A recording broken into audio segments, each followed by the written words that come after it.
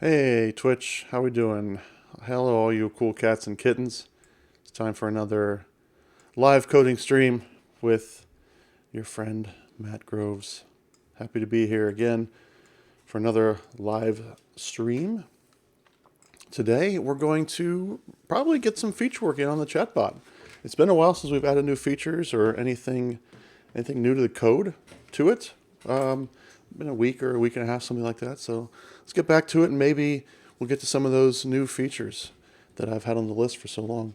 And I'm still struggling with GitHub Actions. Everything seems to be set up correctly the way it's supposed to be, but it's just not deploying. So I'm going to take another look at that, and if anyone has any ideas along the way, happy to give them a try. So let's go through a normal spiel here. My normal spiel is I want to tell you that it's okay to ask questions here. Ask any questions you'd like. The only stupid question is the one you do not ask. So ask away. This is the way we learn. This is the way we grow. So let's ask some questions. Get those into the chat there. And you can always, as always, leave them on YouTube comments as well. I'll be happy to answer those on live streams. And in the YouTube comments. I may also just jump in and answer there as well. So get those questions in. Happy to take those and answer those. I am a member of a Twitch team called the Live Coders. And a little more information about them here soon, beyond the normal stuff, is coming up later. But this is a team of people who are live coding. You can check out the whole list here. A lot of us online right now, a lot of us streaming. So definitely want to check that out. If you're looking for someone who's doing coding, this is a great place to start. You can see Codephobia is up to some real estate project right now. That's pretty cool with Angular and Terraform. And lots of other people, different topics. And at the end of the stream today, which might be a little early, by the way, I will be coming back here to probably raid one of these people.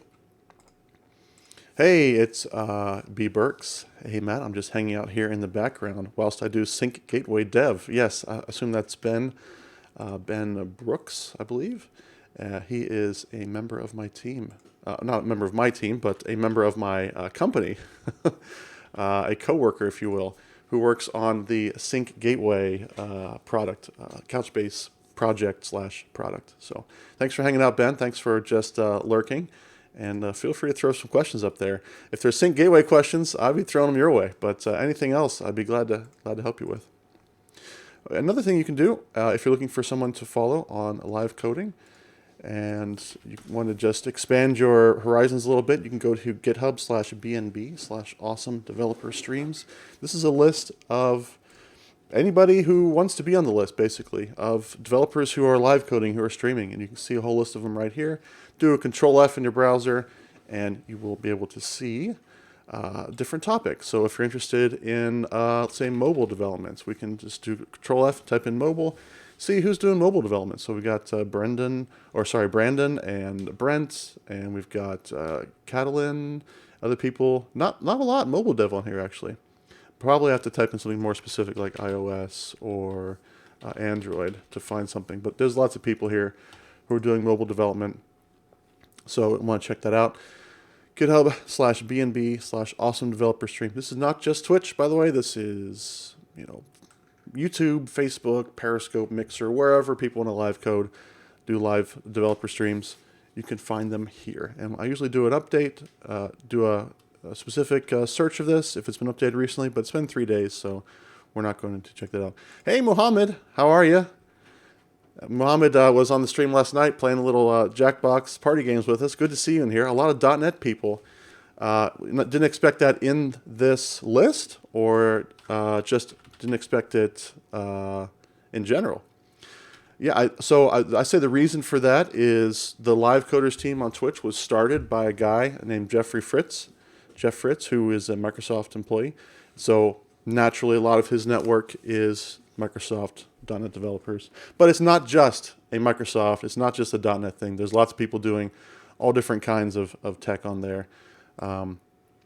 So yeah, definitely wanted to check that out if you're looking for someone to follow on live stream. Yeah, Fritz is very cool. Yeah, I agree. He's a very cool guy. All right, what else? You can watch my old episodes, old videos here on YouTube. DevLead. Hey, how you doing, DevLead? Thanks for joining with the C# hype bot emoji. You can check out older videos of this stream on YouTube. Go to bit.ly/GrovesTube. These are nice because you can fast forward through the boring stuff if you want to.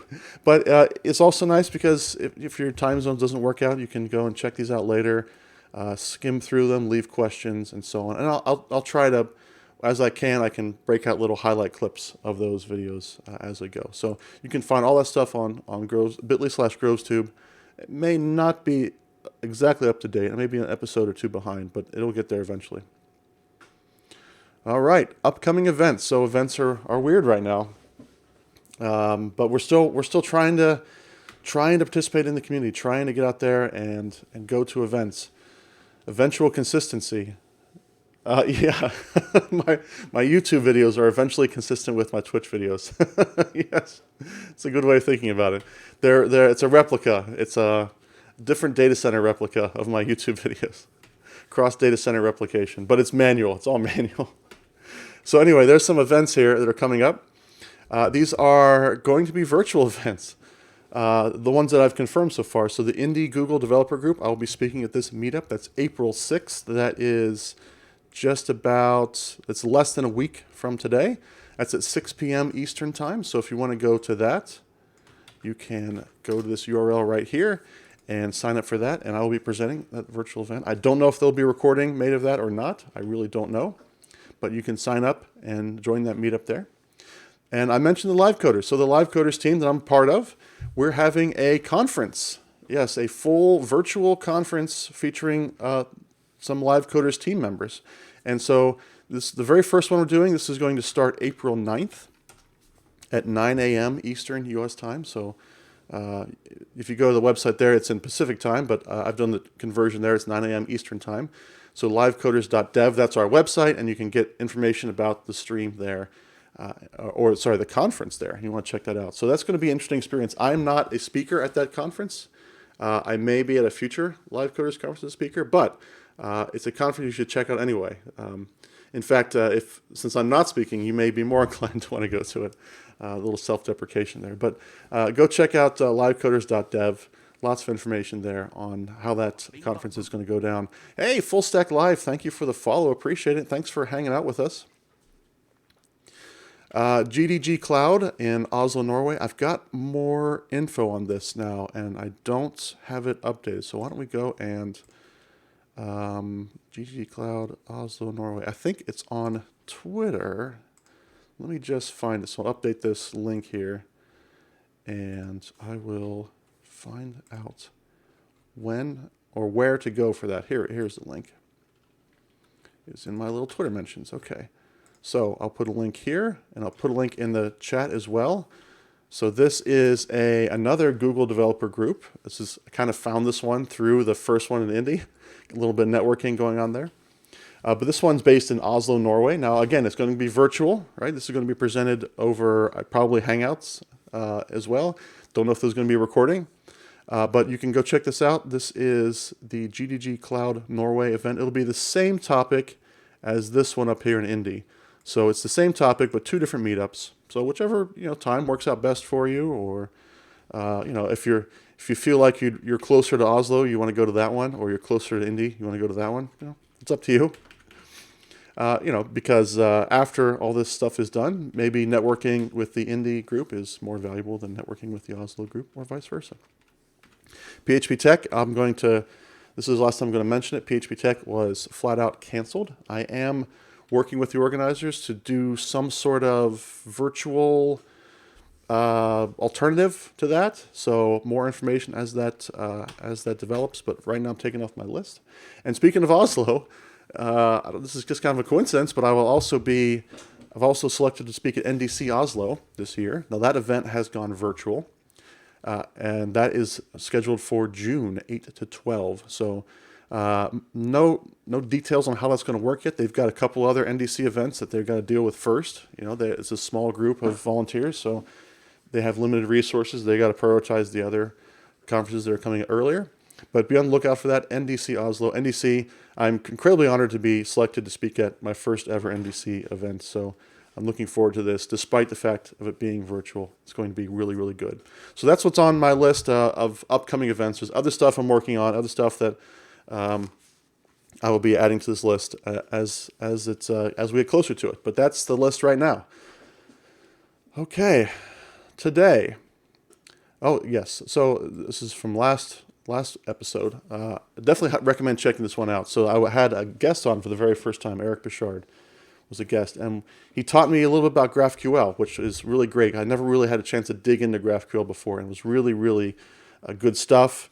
I may want to work on some GraphQL with .NET in the future, because GraphQL is not just a JavaScript thing, not just a Node thing, but it's just kind of a language of its own, and we can create a .NET backend that uses it. So I may want to do that, but go back and check out that stream. We did a Node app with GraphQL, and we wrote some React on the front end for that. So you definitely want to go back and check that out. But today we're going to look at the chatbot and or GitHub Actions.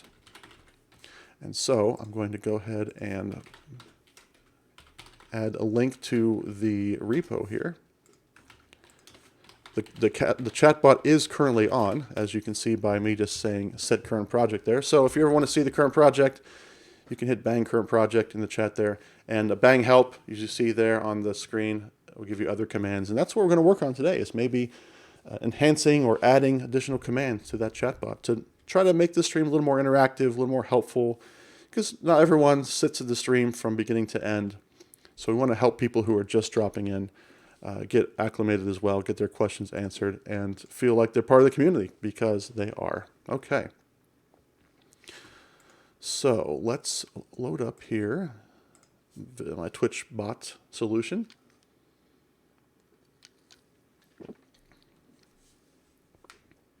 It is all on GitHub. It is all open source. And one of the things I've been working on recently, if you look at the release branch here, it's in the master branch too, but I'm working on a GitHub action to try, and whenever I make a push to the release branch, or a pull request to release branch, that it should deploy, it should compile and run tests and deploy automatically to my Azure web app. And this seems to be the correct setup, right? I'm giving it the name of the Azure web app, and I'm giving it the publish profile, which is a secret. And it turns green when it runs, so GitHub gives me all indications that it's working, but it doesn't seem to be actually deploying, is the problem. So you can see here I've got, this is the last time I ran the build here, and everything is green, right? So the Azure web app here, if we'll expand it here, you can see everything's been running correctly. That's the URL that's supposed to be deployed to. And no changes seem to be happening. So I don't know what's going on there. So if anyone's worked with Azure, or sorry, with GitHub Actions, especially Azure web app deployment, I would definitely be interested in any feedback here. So I've tried a number of different things. I've tried making some changes to this config file itself. Where's the? Oh, I got to go back to code to do that. I've tried, adjusting a few things in here. I've tried going the other route. I've gone to the Azure portal and tried to set up GitHub Actions through that. And I thought maybe it was a permission issue. Like maybe I didn't allow my Azure website to be modified from GitHub, but that seemed to be fine. Mohammed says, I have used Azure pipelines to deploy to Azure Web App, but I didn't do anything special. It was very seamless. So I don't think I've tried Azure pipelines. There's lots of different ways to do this. Lots of different ways to skin this cat, as they say.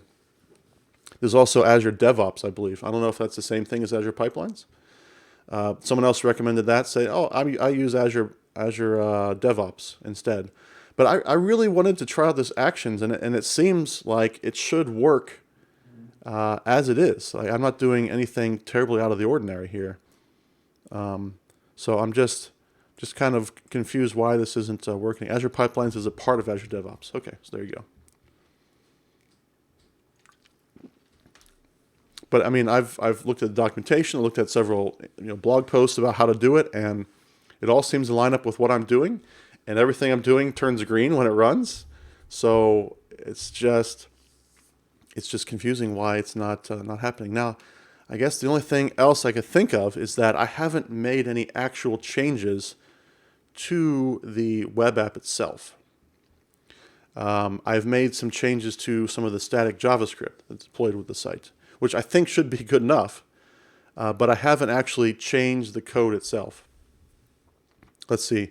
Someone did some digging and they found out that GitHub Actions is actually Azure pipelines under the hood. Not surprising. If you go to the portal, and let me just do this here. Go off screen just to make sure I'm not showing anything sensitive. Okay, gotta log in, blah, blah, blah.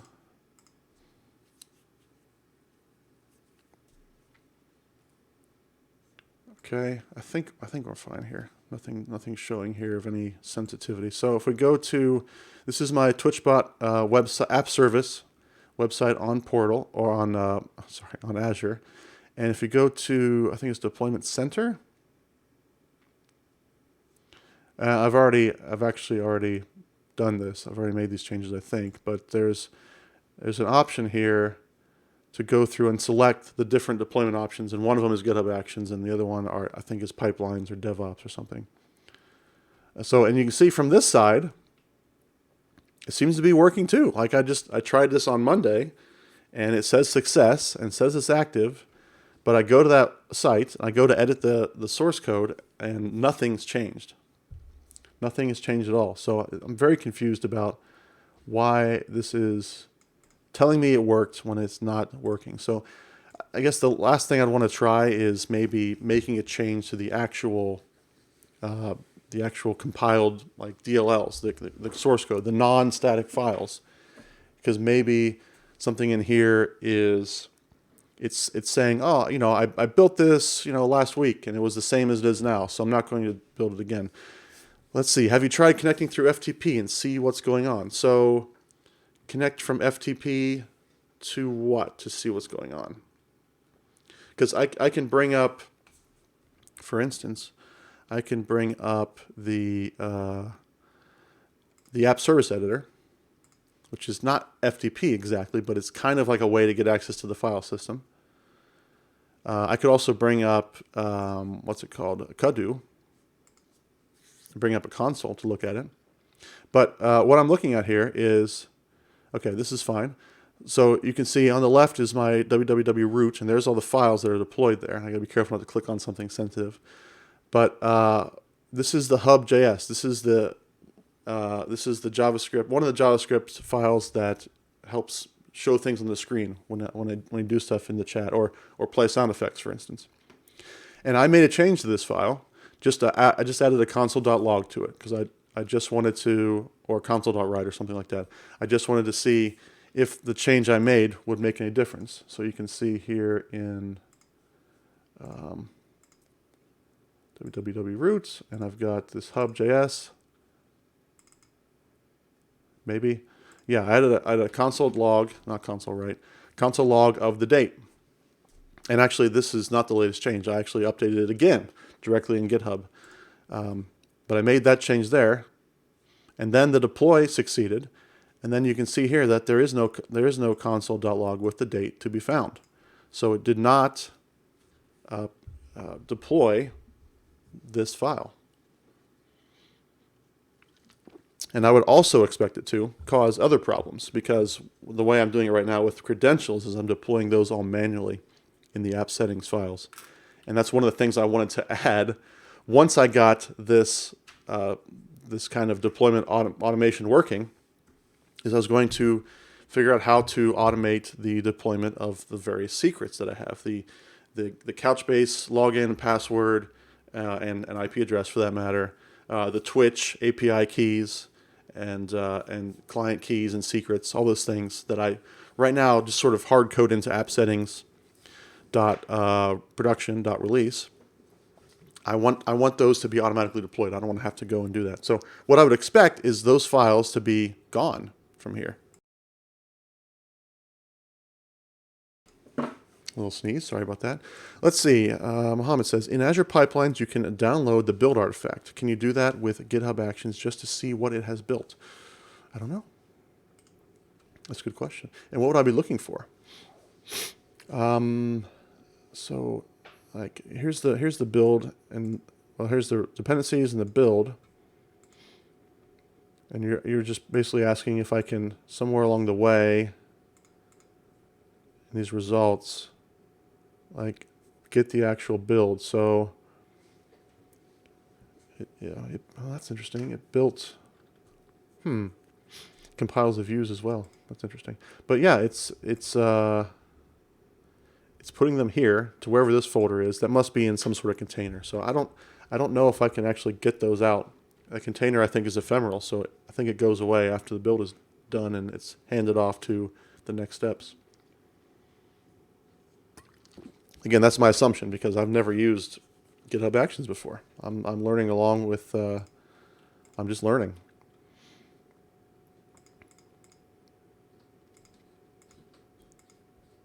So, yeah, I'm not really sure. There's a checkout and stuff like that. Yeah, seems like in GitHub Actions, build and release pipelines are the same. Okay, I'll take your word for that. So, I mean, it's not a pipeline, at least from the GitHub Actions point of view, right? This is just an action, and I have this action that's running on the release, that's triggered on the release branch only. So I have a master branch and I have a release branch. I only want this to happen from the release branch. So I can, keep pushing changes, making changes to master all I want to, but then when I actually want to do a release, when I'm confident I'm ready for a release, I'll push, I'll do a merge or whatever over to the release branch. That's my plan.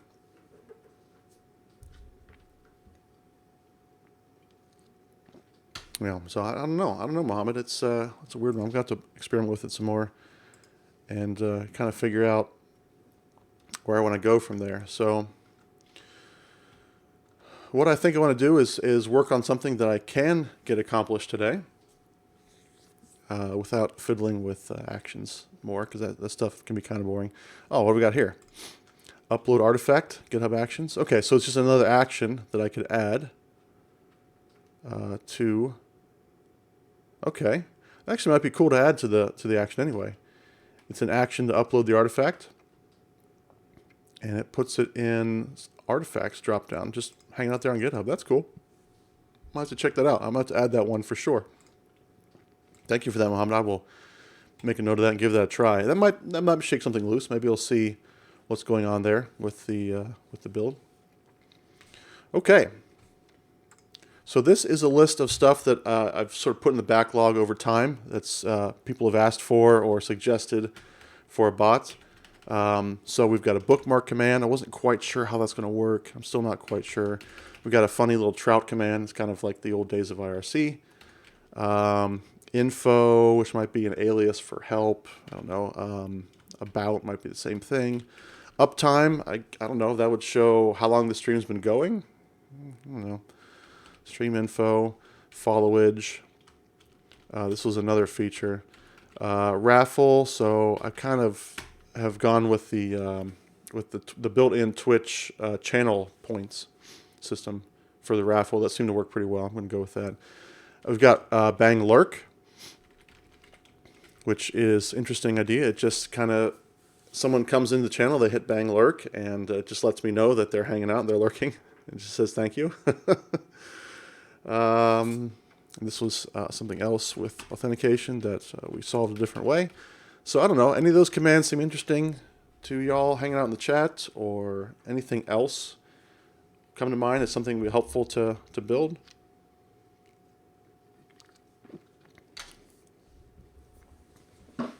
I'm inclined to go to the trout command, just because it kind of reminds me of the old days of IRC, and we really are just kind of on a fancy version of IRC here with Twitch. It's IRC with video. I mean, literally, that's what it is. It's built on the IRC protocol. And there's no built-in trout. I don't think there is. Trout. I'm going to try trouting Muhammad here. And unrecognized command, so no trout. That must have been just an MIRC thing. Okay, well, I'm going to go for the trout then. We're going to some really important work today. We're going to build a trout action. So I'll kind of take you through how this bot works. So I've got the ASP.NET site, which does a few things, but also hosts the background hosted service, which processes commands from processes events from Twitch. So I only process the one event, which is on message received. So anytime a new message comes into the chat, this is the event that will happen. You can see it's corresponding with this Twitch client. The Twitch client is something that comes into the hosted service from dependency injection. So what it does is it just sends off, it does two things. It sends off the user has arrived, mediator like executes that say a user has arrived. Because there's some things I want to check to see when a user first arrives in chat. I want to maybe do some actions. And then it also will send this message to a factory, because there's lots of other commands that could come in. So if we go over here to the build command, you can see I've just got a big case statement here, big switch case. Anything that starts with bang, and then we process and say, okay, if it's bang help, then we're going to return a help action. If it's bang current project, return say current project, and so on. And there's something a little more complex like sound effect, those are generic, and static command. What's the static message? I don't remember what static message was. Gosh. Command get. Yeah, I don't know what those are. Static message handler. Okay. Oh, there's some valid static commands. I built this and I can't remember what it does. Valid static commands. Let's see. I think basically it's just commands that are literally just you put in a command and it responds with some static text. I have tests for it. Maybe that'll help me.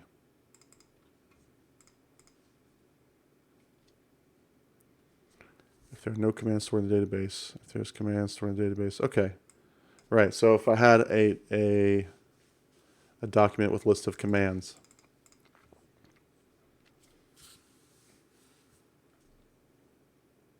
Yeah, okay. Well, I don't remember exactly what I had in there, but that's fine. This one's not going to be static. It's going to be somewhat dynamic, right? Because it's pulling a person's name.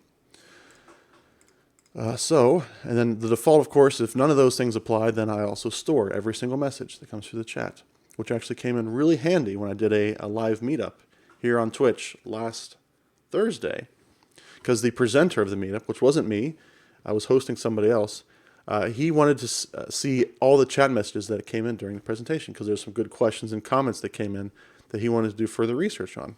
So I was able to just run a quick query to say, okay, here's all the messages, timestamp, who asked them, because I stored them all in my chatbot database, which is a Couchbase server running on Azure. So let's go ahead and start writing some tests. That's always a good way to start, by writing tests. So we're going to go in and Twitch command request factory tests. Okay, and so we want to create a new test case here, that if there's the command trout and, I don't know, let's say Mike, then we expect this to return, wait, I got this wrong, type of, and we'll just call it trout message. Okay, which I don't have yet. Where are my messages at? They are here in, well, it's not a trout message. Let's call it trout. Okay, and that's just a request, right? These are all requests. Yes. So I'll put it here in the request folder. Call it Trout. And so that implements the iRequest interface. iRequest, which is a mediator class. This is a library I'm using to implement the mediator pattern. Okay, and now this test should fail.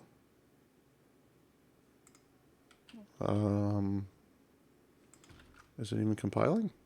Oh, it's not compiling because I've got a syntax error there. Okay, now it should fail because I don't have any of that code in place yet. Okay, there we go. So we got a fail. This is kind of the test-driven development cycle. We write a test, that test fails, then we make the test pass. So we go back here to the factory. I'm just going to another case statement. You know, I keep saying at some point I want to make this more of polymorphism of some sort, or do some reflection, so I don't have to keep adding case statements here. But right now it's not a big deal. This doesn't change that often. So I'm just going to keep doing it like this when X starts with Trout. We're going to return new Trout and chat message into the constructor, which I don't have yet. So I'll create that constructor. And there we go. Now it's still going to fail because I have a not implemented exception in there. Interesting that this is passing. Okay, so with the chat message, what I want to do is I want to get the name of the person from the message. So we're going to say Twitch username, and I may want to make this just public. I think user to Trout, like that, and we'll say user to Trout equals chat message. Chat message.message, and then we're going to replace the bang trout space with nothing. We're going to just take off the bang trout space of the command. So now the test should pass because that's all we're testing for, is that it's returning a trout and the constructor is not throwing an exception. Okay, so there we go. So now the command is being returned by this, and mediator is really handling the rest. If you go back to here, you can see, no, not here, but if we go back to the actual hosted service, once I've got that command, this builds the command based on whatever chat message comes in, and then just sends it to mediator. So all mediator is going to do is say, okay, I've got this request.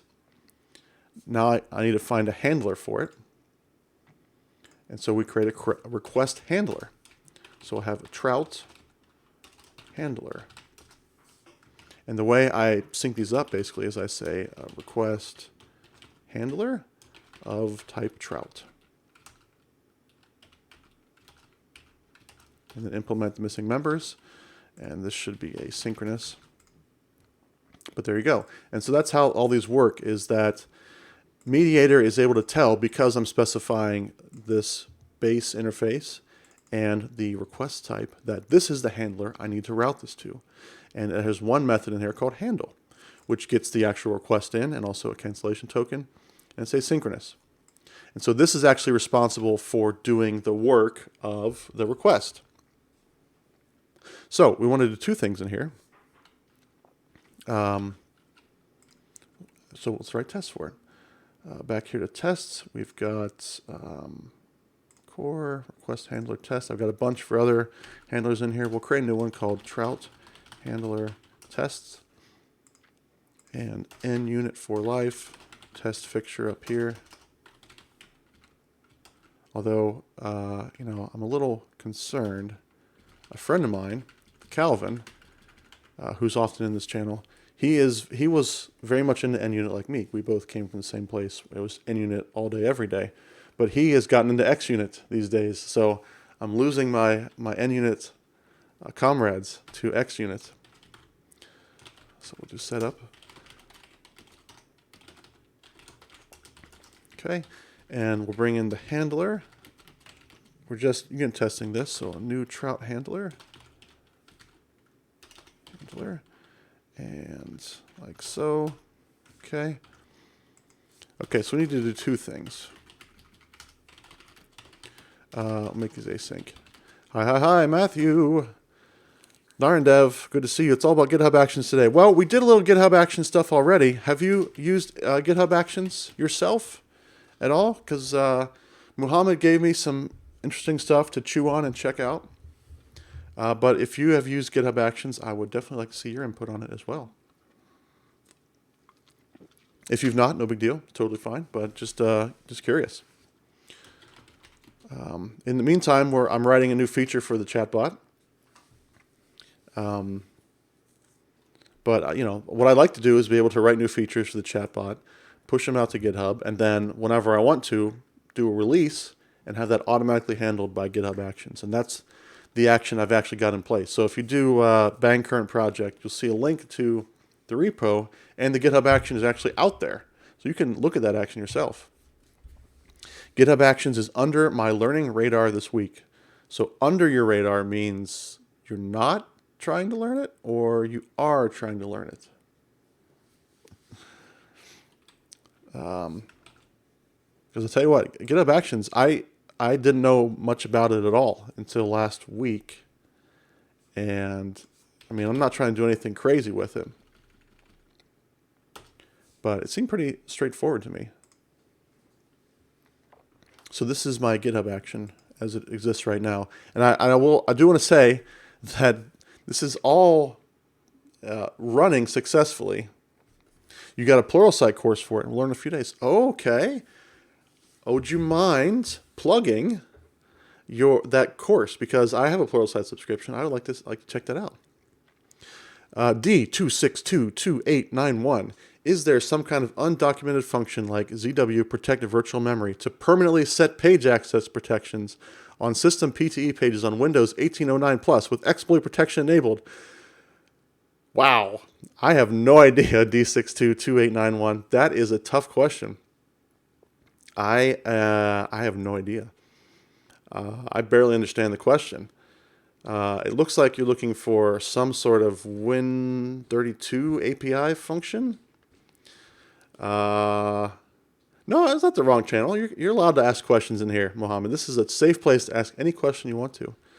But I don't know what this has to do with paging and virtual memory and Windows 1809. I am not a developer who knows that kind of stuff. I'm trying to think who I could refer you to that might be able to help. He's probably not going to know either, but I'll just plug him here anyway. Is C# Fritz. I don't think he works with the Windows team, but he probably knows people on the Windows team, and he could probably help you with that. So definitely want to check him out. It's a good place to start. I'm trying to think of anybody else I know who does any sort of Windows, like hardcore Windows development, and nothing's coming to mind. I saw Calvin joining. Hey, Calvin, what's up? Yeah, GitHub Actions. Woot. What do you know about GitHub Actions, Calvin? Because I am struggling with them. All right, Pluralsight course, building custom GitHub Actions. Okay. I don't know if I want to build custom actions, or is what I'm doing considered a custom action? But this is a cool, interesting looking course. I want to check this out. This is Enrico Campidoglio. Hopefully I'm saying that right. But thank you for that, Narendev. I will put that on my list and check it out. I'm creating a whole separate window here of stuff to check out. I've got Muhammad's upload artifact, and I've got this GitHub Actions course. So I got a lot of stuff on my list to check out. Narendev says, you can ask in Windows MSDN, you'll get an answer in a day. I don't know if that's 100% true, especially if you're asking for an undocumented function. They might not be willing to, answer with information about undocumented function. But certainly, this course is super hot, just released. So it just came out, is what you're saying. Oh, it released in February 2020, so it's just over a month old. Yeah. Fresh out of the oven, piping hot. New Pluralsight course. Which reminds me, by the way, since I'm here, I've plugged these in a few other streams, but if you're interested in learning about Couchbase, putting that on your list of things to learn, there is a whole bunch of Couchbase courses that are on Pluralsight now. Most of them revolve around Nickel, which is the Couchbase query language. There's one about Couchbase Lite, which is a mobile offering there. You want to check that one out for sure. And most of these are by Keyshawn, who is doing a lot of Nickel stuff. Also some eventing a little bit in there, analytics and views, which I wouldn't check that one out. TBD Gamer, good morning to you. TBD Gamer also joined the Jackbox festivities last night. That was a lot of fun. So thanks for that, and good to see you this morning, TBD Gamer. How are things in New Jersey today? But anyway, if you got the Pluralsight subscription, you're looking for something interesting, check these courses out. I'm working on a course, by the way, that has to do with Couchbase. That should be, I've got about a month and a half to get it finished up. So I will, so look for that coming soon. Narendev, I don't know anything on the Windows, on the Windows API, but when I wanted answers, and if you are in Dev Essentials program, you'll get answer in a day. Okay, that's good to know, Narendev. If you're not in the Dev Essentials program, though, I don't know what Dev Essentials program means, but that sounds good. So MSDN might be another avenue for you there. D2622891. Can I just call you twos? That's a hard name to say. I'm just calling you twos from now on. So check out C# Fritz, might be a good place to start. I'll also check out MSDN, especially if you're in the Dev Essentials program, for that kind of really deep question. TBD Gamer says, it's a day. I don't know which one anymore. It's Tuesday. It's Tuesday because I'm streaming, so it must be a Tuesday or Thursday. All right. So definitely check out one of those Couchbase courses. Lots of good stuff there, especially if you're into the query language. More stuff coming. All right, Calvin, if you're still hanging around, this is my GitHub action for the Twitch bot. I'm trying to build, test, and deploy to my Azure web service. Everything passes. Everything's green. No error messages. It says success, but it doesn't look like it's actually deploying. So if you've done anything like this before, let me know if there's something I'm missing, something I'm forgetting. But nothing seems to be happening. So that's where I'm at right now, and if you can go directly to that here. Let's see, Narendev, since you're the official guy for Couchbase, I'll Twitter bomb you if I wanted to go on the Couchbase. I don't know what a Twitter bomb is. It makes me nervous. The official guy for Couchbase, I'm a Couchbase employee. I don't know how official that makes me as the guy. But yeah, if you have Couchbase questions, absolutely, you can tag me on Twitter. Don't forget hashtag Couchbase on those as well, so other people will see them. And yeah, you have questions or comments. I mean, that's literally my job, is to listen to developers and help developers. So especially if it's Couchbase stuff, definitely love to hear it. But Pluralsight stuff available for you. So if you're on a learning kick, you want to check out a NoSQL database, I highly recommend Couchbase. Okay, where was I? Over here, back in the code. So I'm running a test here, and there's a couple things I want to test. So you type bang trout and you type a name, and then I want it to check to see if that name actually exists. Oh boy, you're now all MS guy. Most of my career has been Microsoft stuff. Yeah, that's true. I'm not going to deny that. But I've done other non-Microsoft stuff before. I've done PHP, done a lot of PHP. I've worked with MySQL. I've worked with Couchbase, of course, a lot of Couchbase, mostly the .NET SDK, but a lot of Couchbase.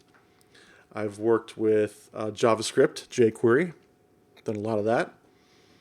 HTML, not good with CSS, but I know how to write it, just don't know how to write it well. What else? What else have I worked with? Everything else has pretty much been Microsoft. It's been Access, Visual Basic, VisualBasic.net, C#, ASP.NET, Microsoft SQL. And what you're seeing on the screen, Visual Studio, But yeah, I'm a Microsoft MVP. So yeah, that's Twitter bomb is asking more than 30 tweets, linking your name with different questions on the area of your expertise. 30 tweets. That's a lot, Naren Dev. But I mean, if they're legitimate questions, then yeah, bring them on. Bring on 30 tweets. I would I welcome that. But if it's a more technical conversation, you definitely want to maybe ask that in the forums, Couchbase forums. jQuery is the new browser on the rising. Matthew D. Groves, you can check it out. jQuery is the new browser. There's a jQuery browser? jQuery is a JavaScript framework. You're telling me there's a browser? jQuery, QUnit, selector. Yeah, I'm not sure what you mean. In a day, 30 tweets. That's Twitter bomb. I mean, that's a lot of tweets. But I mean, literally, it's my job. So if you got Couchbase stuff, you want to tweet about it, and you're not just spamming, if you're asking legitimate questions, bring it on. I would love it. I would love it. Especially if you include hashtag Couchbase in your tweets. Don't forget the hashtag Couchbase. It's just a pun. jQuery is not the new browser. It's just a pun. It's a pun I'm not getting. But, you know, sometimes I miss things. I thought maybe jQuery decided to release their own browser. It would not surprise me. There's a lot of DOM expertise there. But I'm not seeing a browser. The hot new browser, in my opinion, is Brave. Which is what I used last night to play Jackbox, as you can see. But Brave is a very cool browser. You should also check it out. Try it. You should take anything about jQuery literally. So this is a Chromium-based browser, but it has some like cryptocurrency features built in terms of it blocks ads, and then instead of ads, you can opt into certain ads to earn cryptocurrency, and lots of other cool features like a built-in Tor, for instance, which is very cool stuff. So definitely check out Brave, brave.com. Interested. Brave is super brave. You shouldn't take anything about jQuery literally. Man, don't be hating on jQuery. I love me some jQuery. I still think jQuery has lots of value, despite the fact that browsers are getting a lot more homogeneous. I think jQuery has some cool stuff going on. All right, let's write a test. So if user doesn't exist, trouting doesn't happen. So trout should only work if the user actually exists. Yeah, maybe it should show an error message or not. It should just be silent.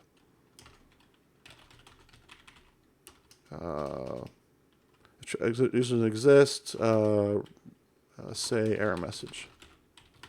Okay. So your mining point for the crypto. No. That's not what you're doing. No.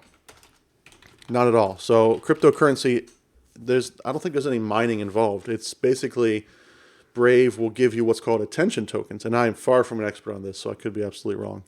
But installing Brave does not turn you into a miner. No. But you can earn cryptocurrency called basic attention token, and you can change that in for you can tip websites, which is kind of the idea. It's kind of microtransactions. You can also change it in for money. Is that C# you're writing? Yes, it is. It is C# that I'm writing. And these are unit tests. If user doesn't exist, trouting, say error message. If user exists, then say trout with username, with target username. I think that's all I really need is just those two tests. So inside of a test, it's always nice to put the arrange, act, assert structure. You don't necessarily have to be explicit about this all the time, but I like to be. So we're going to arrange this by saying, well, the act itself is going to be holly molly jolly good. I don't know what that means. Trout request and cancellation token none. So we're going to we're going to send off the handler there. So we need a trout request. New trout request. And we've got a chat message in there. Now the chat message stuff, we can build that up using the Twitch API. And I can't remember exactly how to do that. So I'm going to go and copy it from somewhere else. It's like a Fluent API, if you will. So we've got this Twitch lib message builder, and so the actual user that doesn't exist, we'll put a name. We'll say Naren Dev's evil twin doesn't exist. So that's going to be the message that doesn't matter what the actual user sending the message is, but the message they send is going to be with, let's see, chat message, Twitch lib message with is subscriber. I don't care about subscriber for this one. The actual with message. Okay. And this is going to be trout and user that doesn't exist. Okay. Yes. I'm the evil twin. So you're the evil twin. Someone someday is going to use that username, and this test is going to fail. No, that's Mohammed. It's all going to be mocked, so it doesn't matter if it actually exists or not. I'm going to mock that out. I'm not going to actually hit Twitch for this unit test. This is all happening internally, and which we'll see in a second when I set that part up too. Okay, so this needs to be an 8 weight. That's why it's complaining here. Okay, so so it's failing right now because there's nothing actually. It's just an exception in there. I'll rename my name just to make the test fail. No, it won't actually work. If I wanted to actually hit the service with a real test, what I would do is I'd add a random GUID to this every single time. So unless you're creating a bunch of, you're somehow creating a billion different users with different GUIDs, then that won't work. But I'm not doing that. I'm mocking out that part. Okay, so we want to assert that inside trout handler we've got. I'm trying to remember how I did this before. It's been a while since I've built one of these. So this is the test. That's not what I want. I want the help handler. All right. Send whisper. So Twitch client just comes in through the constructor. What's a GUID? Okay, good question. So have you heard of UUID before? UUID?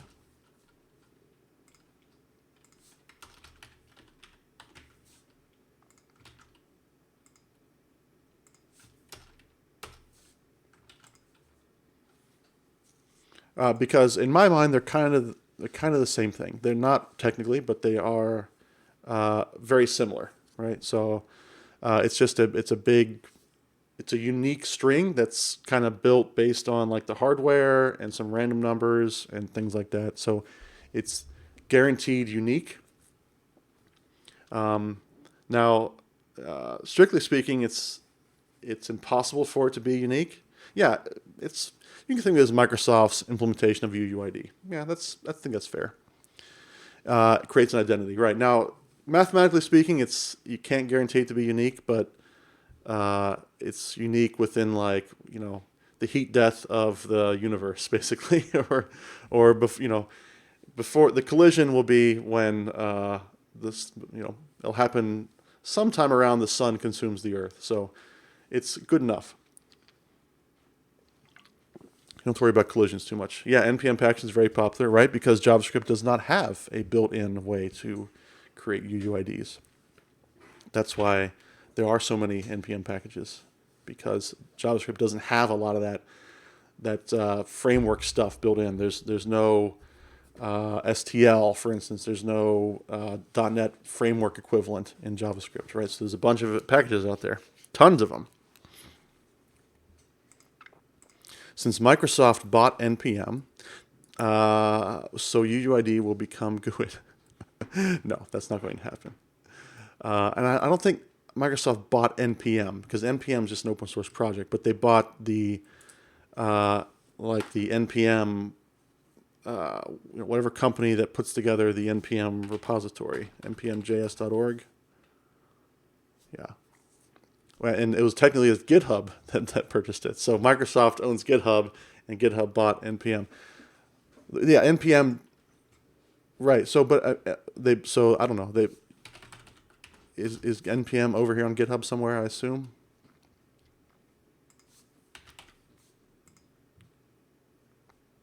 Yeah. So here's a repository for it, and oh, it's moving. Okay.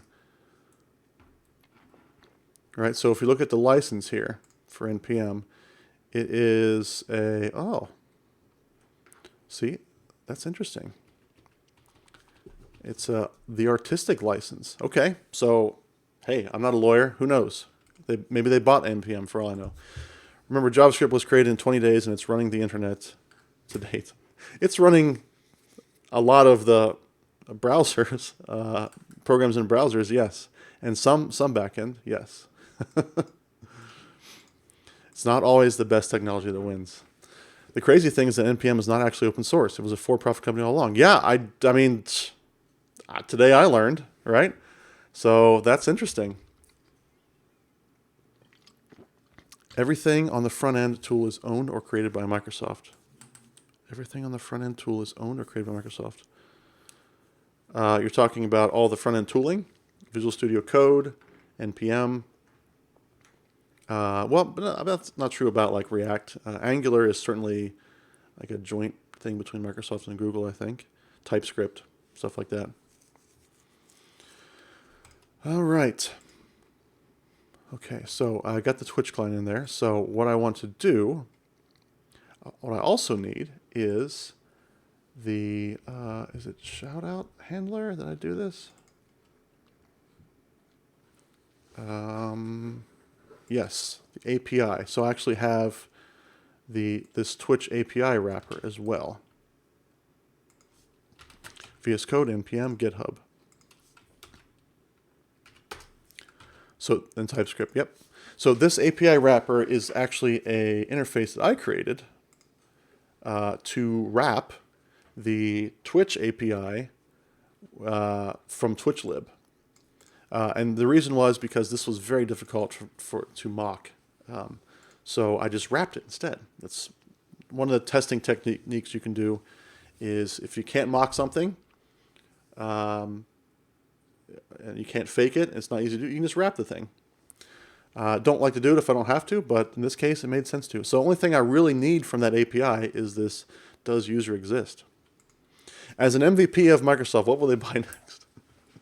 So I'm not an employee of Microsoft, and as an MVP, I'm privy to certain technical things that are coming down the line, but I don't think I've ever been in the loop when I didn't know beforehand, for instance, that Microsoft was going to buy GitHub. I didn't know that GitHub was going to buy NPM. I didn't know these things. They don't tell us those things. They probably don't even tell most of their employees, honestly. And I'm sure there's legal reasons for that, right? Well, I can speculate what they will buy next. This is total speculation and guessing. I think I was speculating this the other day with somebody. We're talking about buying NPM. GitHub bought NPM, right? What else do we speculate? They were going to snatch up next. My inputs are most valuable. I like to think so.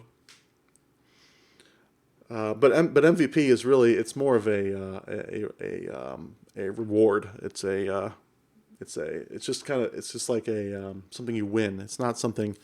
It's not like a job that I applied for, or there's no responsibilities that come with it. It's just kind of a token of appreciation for Microsoft.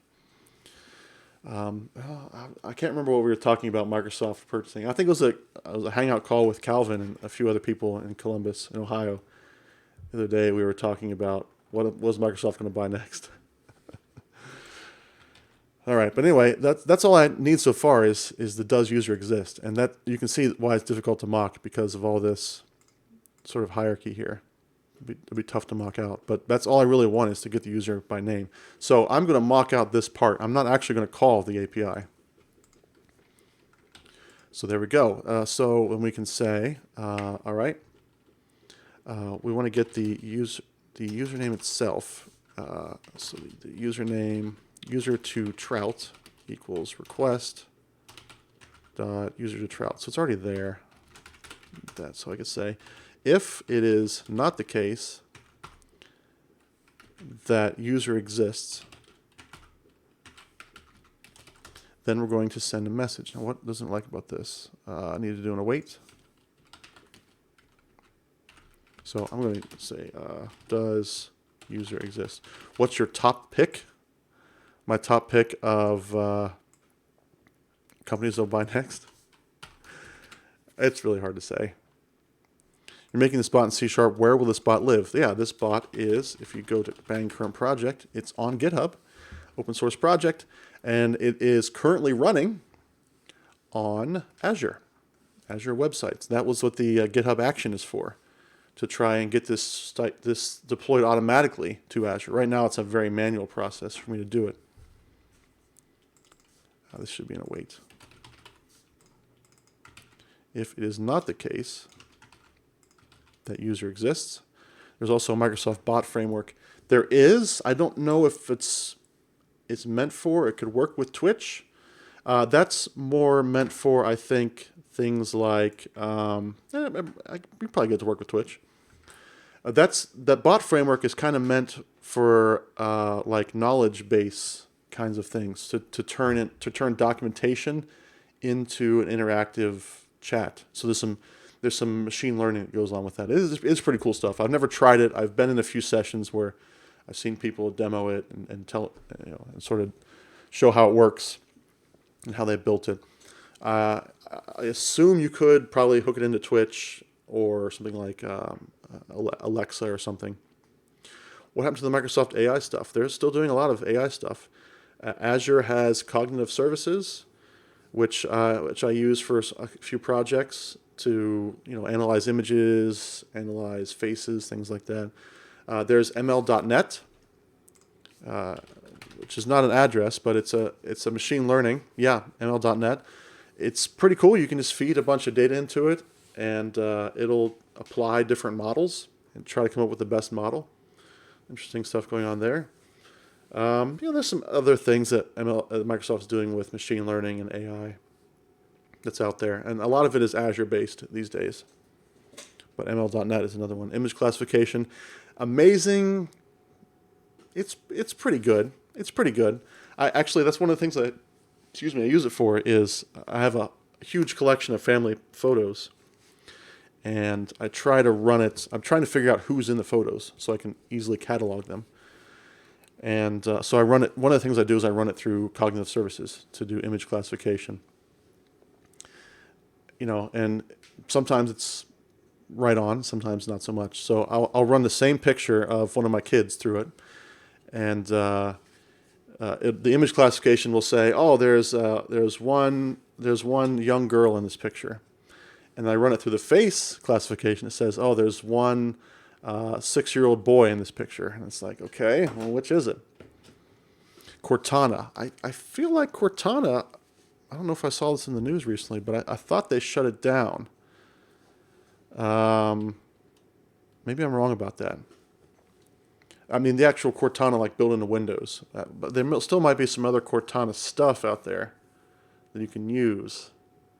But I think that was designed to be initially for like the mobile offering. And obviously Windows had some struggles there. Will it be able to identify the difference between cat and dog? I mean, I don't know if it can identify faces. TBD Gamer says, yeah, they're discontinuing Cortana. Okay. I thought I read that somewhere. MLNet's image classification feature. Okay. Yeah, I haven't used MLNet's image classification yet. I've just used the Azure Cognitive Services. I haven't tried MLNet with images. I think that's relatively new, actually, is MLNet for images. Because I have a podcast with Calvin. It's kind of on hiatus right now, .NET Bytes.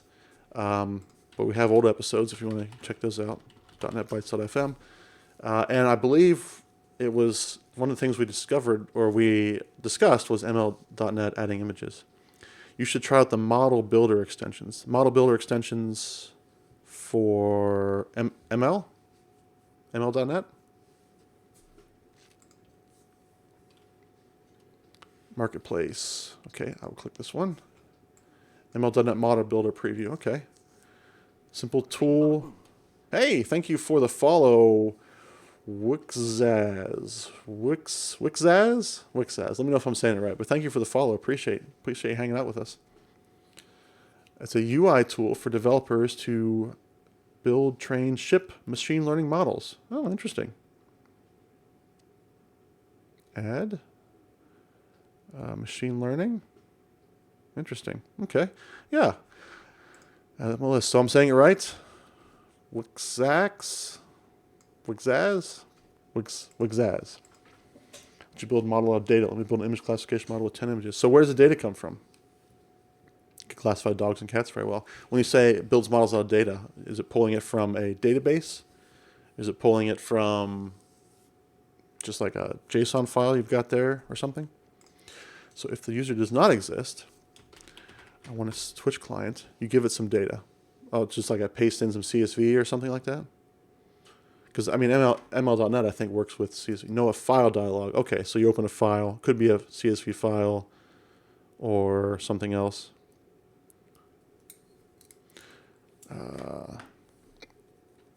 So I am hesitant to click on this one, Naren Dev, but I will try to see if I can get it off screen. Oh, yeah, I've seen this one before. This is safe. It's the old woman yelling at a cat. For images, you give it a bunch of folders. Oh, interesting. I like that because I do have a bunch of folders containing images on my local OneDrive, on my family photos. Now you got me interested. You all are giving me just stuff to do. Look at this. I got 3 tabs of stuff to look into. Upload artifacts, GitHub Actions, Pluralsight Course, model builder for images. Gosh, check this out. All right, I'm going to send a message, and the message is going to be, I send only safe stuff. So I appreciate that, narrative, but after gaming last night, I'm having some trust issues with Twitch. So anyway, the channel. I do need the channel, I think. The actual message should be something like user request. Oh, I'm doing this wrong with the syntax. Request.user to trout doesn't exist. Now, how do I get the channel? I've done this before. That's only whispering. No channels there. Probably just comes from request. Guys, that's Java? No. I'm working on C# right now. This is C#. I'm not working on Java. Do you code Java there? Wixaz? Do I have to pass in the channel to the... Hey, Nyathy Code, thank you for the follow. Appreciate it. Thanks for hanging out with us. You can bet on me. Programmers' relations are based on 200, not 400. Okay. No, it's fine. Oh, yeah, that's cool. I'm just curious, like, what languages are you coding? What are you working with? What are you trying to learn? What's on your mind? Based on OK and not 400, which would be, I don't know what 400 error is. I'm just trying to figure out, how do I pass in the channel? You write Java. Okay, that's cool. And SQL. I do a lot of SQL here in this channel. I haven't done a lot today, but I do a lot of SQL. Java, I've written Java before. I'll just say that. I have not written any production Java. How's that? PL SQL, so you're working with Oracle. Yeah, most of my SQL that I write is going to be Nickel. which is a Couchbase. Yeah, I understood the HTTP reference, Naren, but I can't remember what code 400 is. I know 200 is okay. I don't know what 400 is off the top of my head. 404 is not found. 401 is not authorized. I don't know what 400 is. I can't remember. So the channel. Did I just... Oh, okay. Yeah, I can do that. No problem. Bad request. Okay. 200 not... So you're based on okay and not bad request. All right. Okay, I want to do channel here. So channel equals chat message dot channel. And we'll just make another... Let's see. Server account. Okay, you're just pasting from Wikipedia or something there, right? Deceptive request routing. Is that what you're referencing? Request dot channel. Okay. And then what I do is I return defaults. Is that right? I can't. This is a mediator thing. I have to remember how to do this. Return default. Okay, that's right.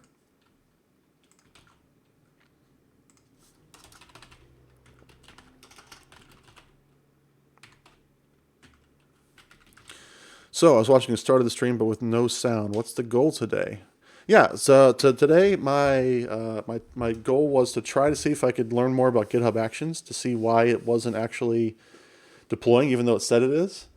And the second goal is to actually start working on actually didn't accomplish the first goal yet, but Muhammad has given me some cool stuff to check out.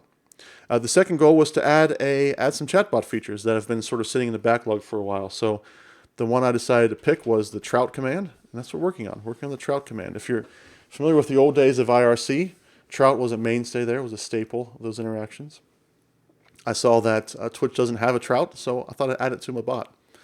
And all it's going to do is it's just going to trigger this, this silly little phrase. So you can trout somebody in the stream. A lot of trout slapping going on. All right. And actually, I think I want to change this test. It's not going to say a trout. It's going to perform a trout action, because there are trout actions. Or there are actions. We've got another link here from Naren Dev. How to save the princess in 8 languages. Yeah, I've seen this one too. Make the rounds. And yeah, it all kind of just makes fun of all these languages. Have John Skeet rescue the princess for you. That's funny. What PHP is in here, I found particularly cruel because I am a PHP developer from back in the day. I don't hate PHP. I think PHP gets unfair rap. For some things that, were problems with it like 10 years ago. I'm still trying to live those down. Pretty hip programming, that's what PHP stands for. All right, so this one is failing. I don't have, usually doesn't exist. So what I want to assert is I want to verify. Oh, I've got to pass some things in here first, don't I? Mock Twitch client object. And mock Twitch wrapper.object. Need to create these actual mocks. Mock Twitch client equals new mock of Twitch client.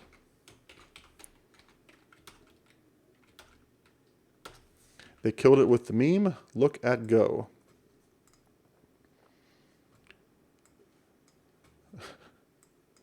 We don't support free and capture princesses. We already have these free princesses in the standard. Wait, is this the princess from the Java panel? Okay. I don't quite understand the reference there. I'm not much of a Go developer.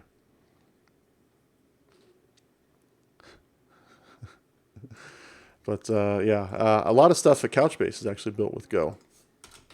But nothing that I worked on. I haven't done a Hello World with Go. I've been curious about how these mocking frameworks work under the hood. It seems very magical. Twitch wrapper, API wrapper. Well, the way it works is basically, I think, the way mock works anyway, MOQ, the one I'm using, it works something called reflection. So you supply a interface, and then behind the scenes, mock is going to actually create a class, generate a class that implements this interface. And it's using reflection to do that. It's using, it's also using, it may be using, I think it might be using dynamic proxy actually, which basically does the same thing. But, Aaron, thanks for stopping by. Enjoy your dinner. We'll see you again sometime. I'll be back 1:30 p.m. Eastern time on Thursday. It is a little bit magical, and but it's basically it's using reflection to create classes behind the scenes, to generate classes, and it's not generating source code, it's generating classes in the runtime. And I know this only because I wrote a book called AOP in .NET, Aspect-Oriented Programming, because Aspect-Oriented Programming does kind of the same thing. It'll generate code either at runtime or compile time, code that you don't have the source code for, but it gets generated. Oh, sorry, Calvin, sorry. I'm not trying to flog my book. It's 8 years old at this point, but but anyway, that's kind of the same thing goes on behind the scenes with mocking frameworks.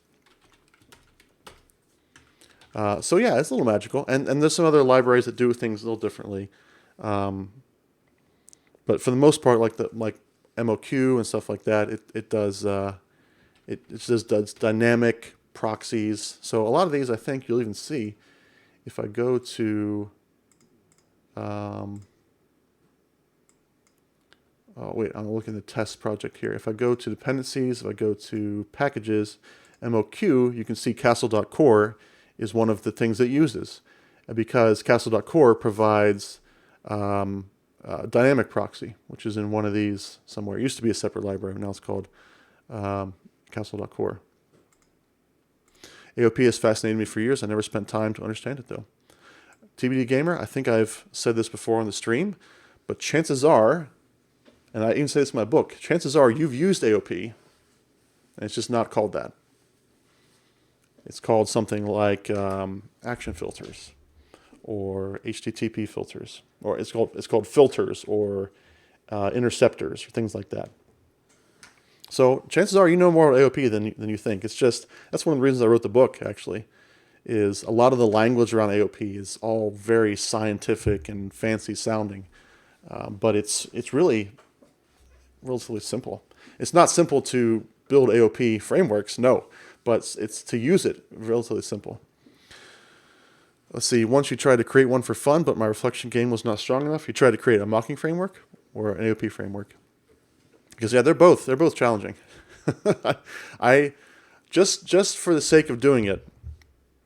Hey, Nathy Code, what's up?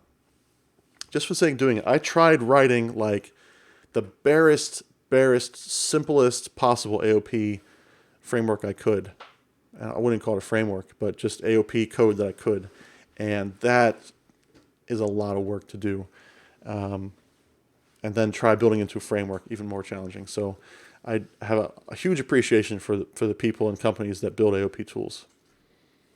Yep, working on C#, working on my chatbot. You can do a bang current project there to see the source code for it. But I'm writing some tests right now to get my trout slapper command working. And so we need to do some assertions here on the mock. So the Twitch client.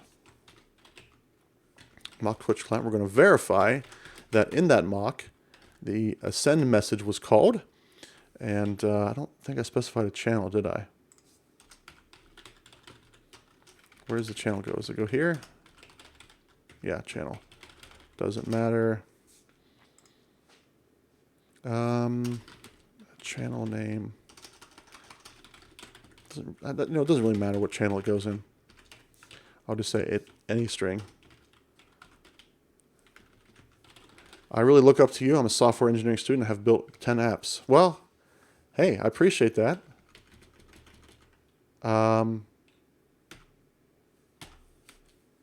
that's one of the reasons I'm here, actually, is just try to help people, answer questions, hang out, interact with developers, especially because, right now I can't go to events. I go to a lot of events and listen to developers, and one of my favorite things is not necessarily talking to developers, but listening to them, what they're working on, and what their questions are. You guys are too much. You need to stop. All right, jeez Louise, Calvin, you already got moderator. TBD Gamer, I need to give you a moderator. I remember how to do that, if I haven't already. Right now, he doesn't seem very tall. Oh gosh, Mohammed, if you can only see me in person, I'm a tall guy. Can I get your WhatsApp number, please? I don't use WhatsApp. No, sorry, I don't have one. Codebase Alpha, what's going on? Great to see you. Thank you for dropping in some hype. Writing a little C#, writing some unit tests. You can certainly contact me on Twitter or here on Twitch if you want to. My Twitter is mgroves. So I don't use WhatsApp, but you can certainly hit me up on Twitter or on Twitch. And yeah, I think that's the two main places you can find me. Okay, so I don't care about the message, but I do want the expected message to be equal to basically what I had here. This. But it's going to be user that doesn't exist instead of request.user_trout. Okay, and so I want this to be the expected message. What happened there? Expected message. Okay. So what do we got? We're missing something. Times dot exactly. Well, I'll just say times dot once. What is the problem? Expression tree may not contain a color invocation. Use optional arguments. Oh, I'm missing an optional argument. Try run. What?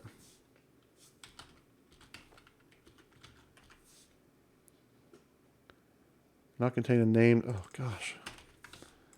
Being really picky. I don't remember seeing that in my other tests. Anywho, that should be fine. We're going to verify that the message was sent, matches what I expect, and it does. It was sent once. So there we go. Halfway there. All this is doing is making sure that user we're going to trout actually exists. Probably would make sense to check to see if they're actually in the channel too, wouldn't it? I wonder if there's a way to do that with the API. That's probably a better way to do it. Let's just see if I can figure something out for this. Async task bool is user in channel. I don't know if this exists. API.v5.users. Let's see. I might have to do some documentation on this. To the documentation. TwitchLib is the library I'm using. TwitchLib API specifically is what I'm interested in this part. Okay, where is general overview and example? Let's go here. Yeah, okay. Yeah. Just going in circles now. Okay. Where is the docs for this? Is it a wiki? Nope, looks like no wiki. Let's see. I'll just do a TwitchLib API is user in channel.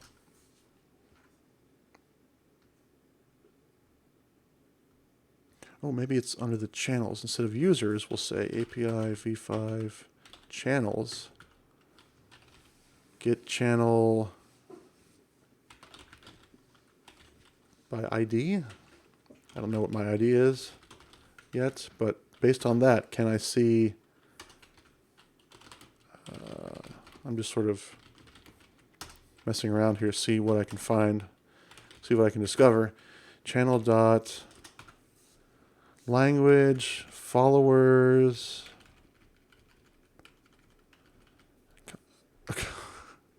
That's quite a name you got there. I'm just going to call you CF. Hey, I'm new to coding. I have some prior experience with Java, but just the basics, loops, data types, if statements, etc. The only thing that is really bothering me is that I feel like I'll need 3 lifetimes to be good enough to actually get a job without a degree. Any tips you can give me since I'm thinking of quitting altogether? Well, CF. So I don't have a lot of experience here because I do have a degree. I had struggles of my own getting into a position. Have you looked into anything like getting anything like a certification or any sort of boot camps? Yeah, certainly keep doing it. Keep coding. Keep learning, keep reading, keep writing applications. Absolutely. Those are all good tips. But I think it also depends on where you're trying to get a position. You know, some companies are very much open to bringing in people who don't have experience, who don't have a degree, and mentoring them. Some companies are very much like, you got to have a degree, you got to have a million years of experience to get a position here. So it depends on where you're going to apply to. You got to keep in mind that people are looking for different things. Let's see. So you got people in the channel here who don't have CS degrees. These are people you should follow on Twitch, and you should get to know them and ask them for advice and get their help, get their mentorship. Calvin says, I have an associate's, which is basically no degree. I disagree with that. Calvin. Because again, it depends on the company, right? Some companies are very much like, you must have a degree, or we won't even look at the rest of your resume if you don't have a degree. Associate's degree is a degree.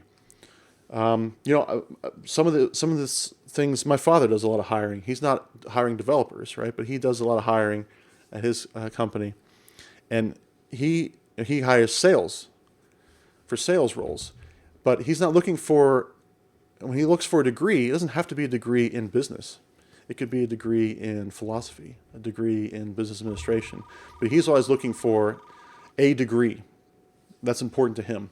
Mini Wheats with a subscription again. My most loyal subscriber, possibly. Great to see you, Mini Wheats. Yeah, it does stink that we can't get lunch. I was planning to be out there in Seattle and Redmond for the MVP Summit and hang out with Mini Wheats.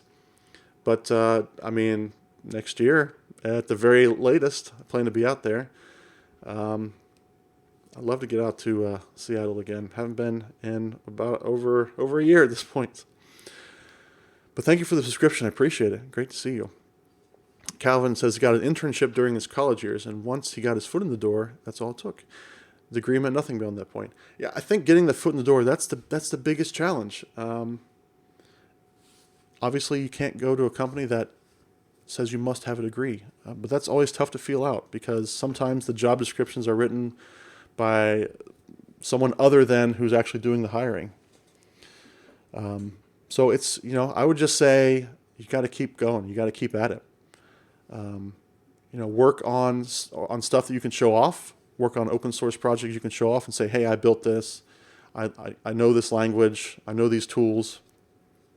Keep at it. And I would definitely get in touch with these guys in the chat here, TBD Gamer, Codebase Alpha, and even Calvin A. Allen, and just talk to them and get their advice. Yeah, a portfolio is always helpful because if you don't have a degree, you don't have a certification, you don't have a boot camp certificate or anything, you have to have something to point at. You got to point at this and say, look at this, and this shows that I have experience, that I have knowledge of how to build stuff. GitHub or anywhere really, it doesn't have to be GitHub. It could be anywhere that you can show off. If you want to get front end work, then build some nice mock-ups. If you want to get back end work, yeah, GitHub or GitLab or something would be appropriate for that. Let's see, most companies will put must-have degree on there, but in this day and age, a GitHub portfolio can do more for you. Again, it depends on the company, right? If you're going to apply to like a big insurance company or a big bank, traditional large enterprise, older firms, they may be pretty set in their ways and really, really want a degree. Not impossible to get in there without a degree, but that's maybe what they want. Startups, for instance, or smaller companies, they're going to be more flexible. And the other thing you can get with a good boot camp program, and I would definitely look in, if you're interested in boot camps, definitely look into this, is make sure that they have a really good referral program. So when you finish their course, that they can help you get a position. And, look at a boot camp and see what their track record is, and talk to people who have taken the boot camp and say, did they help you get a job? How did that go for you? How long did it take to get a job? That sort of thing. Mini-wheats. I got a job that was tangential to the engineering job I wanted. It was lower than I wanted, but it's all about the foot in the door. Now I have the job I wanted. So, maybe, some little from my experience. Like I said, I have a degree, so it's not exactly the same thing. But when I graduated, it was a tough time to get into programming because it was just after Y2K, and a lot of those people who were working on Y2K suddenly, flooded the market. So it was hard for me to get a foot in the door. But so I was a cable guy actually for like a year plus. I was installing cable, and I was making pretty good money at it. But I still wanted to become a professional programmer. So I took a job that actually paid less than my cable guy job to get that foot in the door. So very much like mini-wheats here. It took a while, but I eventually kept working my way up, and here I am now. And I'm very glad that I made that move. Code-based alpha, be careful with boot camps. Make sure they're genuine, not rip you off. Yes, absolutely. That's what I'm saying. Get personal recommendations. Someone who has taken the boot camp. Ben Brooks. Hey, thanks for chiming in, Ben. In my experience, you learn a lot more on the job in a smaller startup tech company versus a huge enterprise financial place. Yes, I think that's probably true. Depending on where you are in the world, though, your options may be limited. Like I'm here in Columbus, Ohio. It's mostly banks, insurance, and the university. And that's changed recently. There's been a pretty good startup movement around here, but the startups all have to do with insurance, banks, and the university. So, those might be, depending on where you are in the world, those might be the way to go. At one point, you spent 6 years in a language that no longer wanted to pursue a career in, so you pivoted to .NET and C#, took a pay cut, and started over. I'm assuming you mean Power Builder, Calvin? Is that right? Yeah. I don't want to say you have to take a pay cut, but that's what I did to get my foot in the door, and it wasn't like a massive pay cut. It wasn't like I went from a 50% pay cut. It was just a small step backwards, but I knew that it was a better path for me because I wanted to be a programmer. That's what I went to school for. You don't speak those words these days anymore. Borland? Was it Borland Power Builder?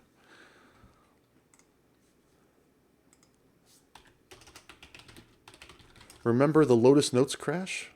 I don't know. Lotus Notes crash.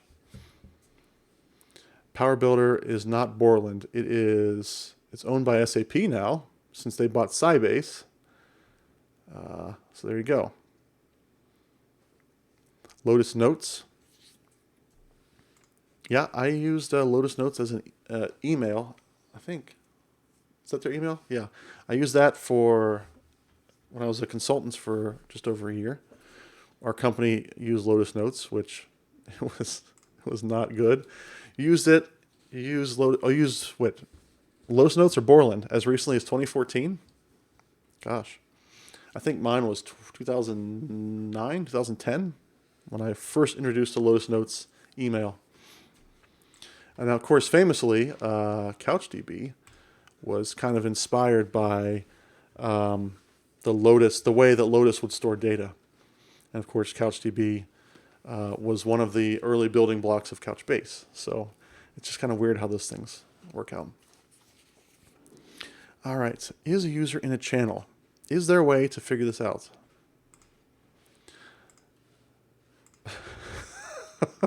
Not even going to repeat that one, Calvin. How dare you? Enough of your trolling. Is user Sofa Base's streets ahead? It's so funny. Is Streets Ahead something you normally say Codebase Alpha, or is that you picked it up from Community? Because I just started rewatching Community, the sitcom series, just yesterday. It was a whole episode that the Streets Ahead phrase is used. It's hilarious. But I think it's actual saying from the UK. Yeah, it's an actual expression. But it's not in the United States. If you say Streets Ahead in the United States, it's because you've watched Community. All right, channels references. Okay, I could look at the Twitch API because this kind of lines up with the Twitch lib API, I think. So get a list of users who follow, subscribed. But can I see like active users in a channel? If not, it's not a big deal.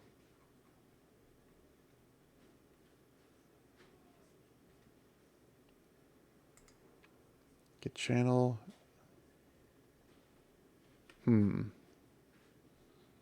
Channels, let's see, users. Uh-oh, Twitch API docs. Things are going to get more confusing. Let's see. I just want to see, can I figure out if a user's in a channel or not? Anything about recent chat messages at all? Oh, well, let's not even go there, because that was an issue that I had before, that I had to build a whole thing around to find recent chat messages. Well, there's an event that you can subscribe to on user arrives, but turns out that's not very reliable way to find out if a user arrives or not. I'm just trying to see if you can get a list of people in the channel.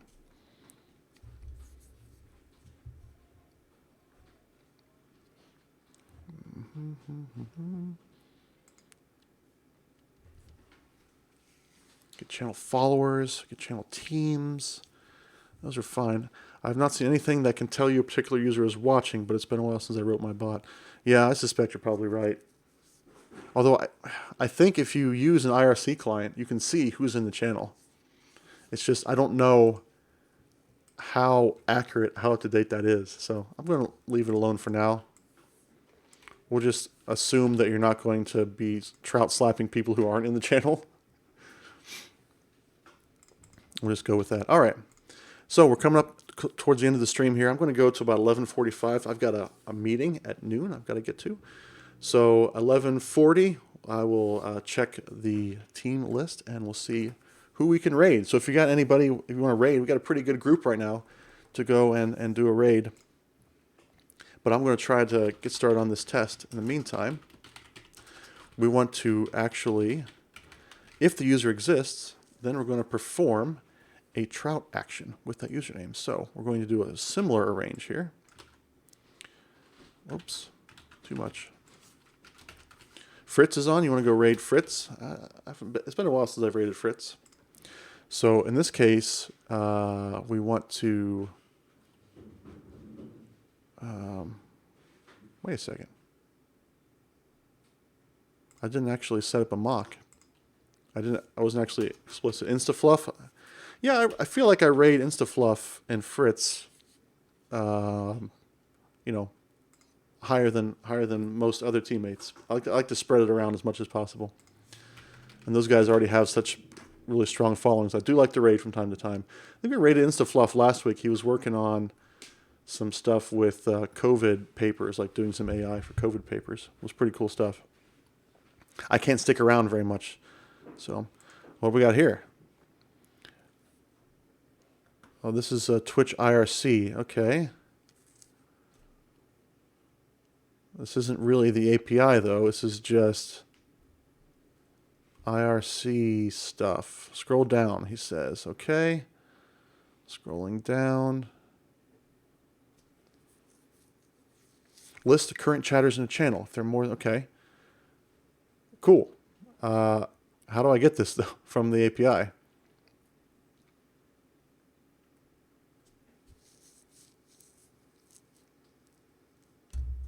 Because that seems like exactly what I want. List current chatters in a channel. Yes. That's what I want. So I wonder if I can make these kinds of requests Or if there's maybe another library, Twitch IRC library I could use. Okay, I'm going to put that on my browser window of stuff to learn more about. In the meantime, let's see if we can't get this test going. But this one actually isn't quite right, because I need to explicitly say that does user exist, user that doesn't exist returns false, which I think is the default, but I want to make sure I'm explicit about that. Why it doesn't like this? Oh, returns async.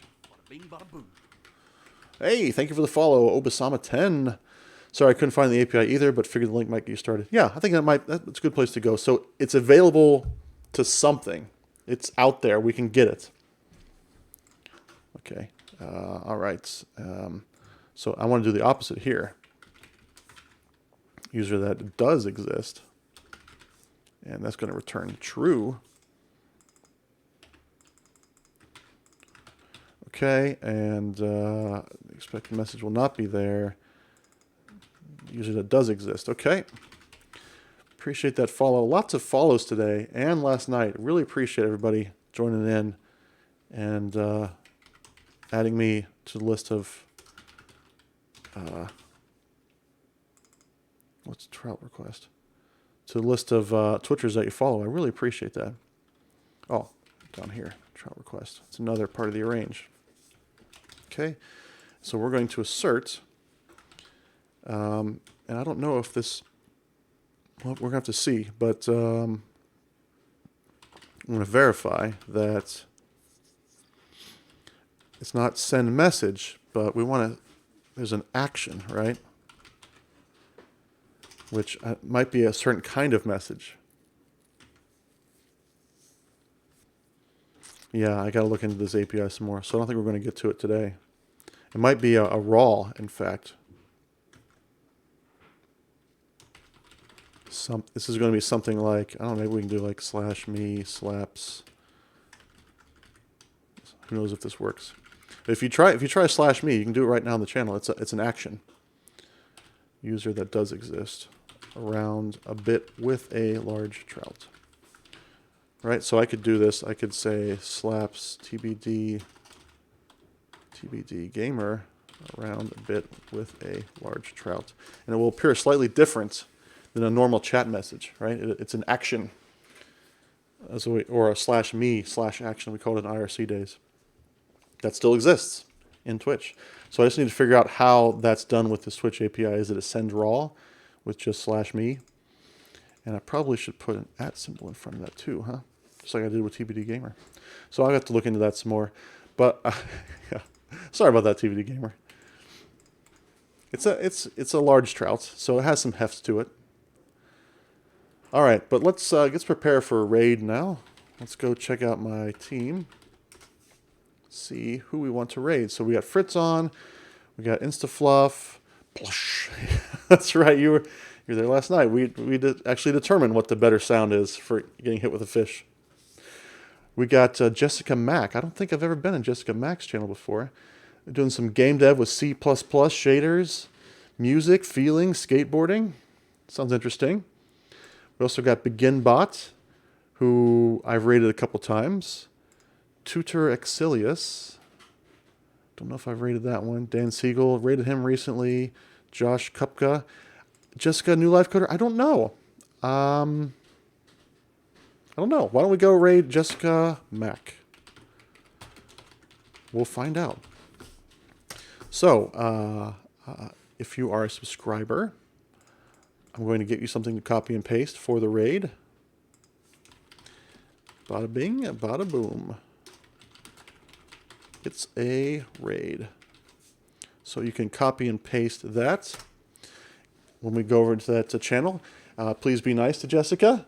Make sure to show her some love and show her some raid love. If you aren't a subscriber, you can use an emoji of your choice if you'd like to join in on that raid. But I will see you over there. Thank you for joining me. I'll be back tonight with some more Jackbox gaming. That'll be about 8 p.m. Eastern U.S. time. And I'll be back on Thursday, 1:30 p.m. Eastern U.S. time with some more live coding. So everybody have a good day. Thank you for joining me, and we'll see you soon.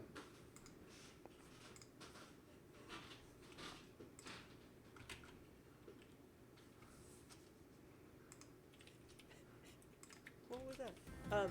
Oh my god.